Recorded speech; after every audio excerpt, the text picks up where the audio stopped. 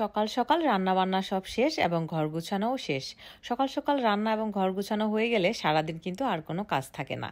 এই কারণে আমি সকাল সকাল সব কাজ সেরে ফেলি। ২ রকমের ভর্তা করেছি, চিংড়ি মাছ ভুনা করেছি, চিকেন ফ্রাই করেছি, ডিম ফ্রাই করেছি এবং ভুনা খিচুড়ি রান্না করেছি আজকে। আর এই যে ঘর সাজানো শেষ। ঘর সাজানোই থাকে সবসময়, ওরকম বেশি একটা নোংরা করে না এখন আলিফ রাফি।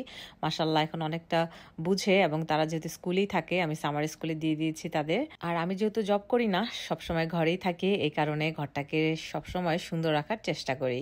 ঘর একটু এলোমেলো হলেই আমার আর ভালো লাগে না, তাড়াতাড়ি গুছিয়ে ফেলি। আর এই হচ্ছে ভুনা খিচুড়ি, আর হচ্ছে মাংস আর বুরহানিও করেছি, কারণ বুরহানি খেতে খুব ভালো লাগে। বাংলাদেশে বিয়েতে অনেক অনেক বুরহানি খেতাম, তাই এখন এখানে নিজে বানিয়ে খেতে হয়, কারণ আমেরিকাতে বিয়ের দাওয়াত পাওয়া যায় না সহজে। সবাই বাংলাদেশে গিয়েই বিয়ের অনুষ্ঠান করে, যার কারণে আমরা দাওয়াত থেকে বঞ্চিত হয়ে যাই। এখন চলে আসলাম বাগানে। আমার এই বারান্দাতে ছোট্ট একটি বাগান করি আমি সব সময়। ভিডিও ডান পাশে কর্নারে দেখবেন একটা কবুতর রয়েছে, এই কবুতরটা এখানে ডিম পেড়েছে।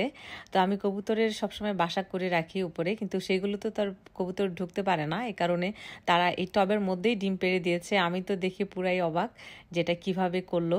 সো এই ডিমটাকে কিভাবে বাসা করে সুন্দর করে রাখা যায় এবং বেবিগুলো যাতে ভালোভাবে হয় সেই চিন্তাই করতে হবে। দেখেন কত ছোট একটা ডিম পেড়েছে, আরও পারবে যেহেতু কবুতরটা এখানে আসে যায়। আর আলিফ রাফি তাদেরকে খাবার খাওয়ায় সব সময়।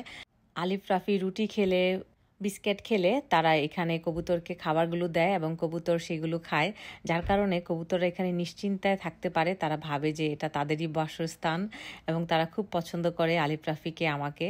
সো তারা হচ্ছে আমাদেরই একদম পরিবারের সদস্যর মতো। দেখেন কত নিশ্চিন্তায় এখানে ডিমটা পেরেছে, আরও পারবে। তারপরে তারা এখান থেকে বাচ্চা ফুটাবে, সব কিছুই আপনাদেরকে দেখাবো। মানে আমি খুবই খুব এক্সাইটেড। আর এই যে অনেক অনেক লাল শাক হয়েছে দেখেন। সো এগুলো একটা একটা করে উঠিয়ে নেব, যেহেতু লাল শাকগুলো অনেক বড় হয়ে গেছে। এখানকার মাটি এত উর্বর, যা রোপণ করি তাই হয়ে যায় এবং খুব সুন্দর হয়। দেখেন আমার আম্মু খুবই খুবই অবাক হয় যে আমেরিকাতে বারান্দাতে টবের মধ্যে কিভাবে এত সুন্দর গাছ হয়, সেটা দেখে আমার ভিডিওগুলো সবসময় আমার আম্মু দেখে এবং আমাকে জিজ্ঞেস করে যে কিভাবে কি করি। সো তেমন কিছুই করতে হয় না, বাট তারপরেও এখানকার মাটি খুব উর্বর।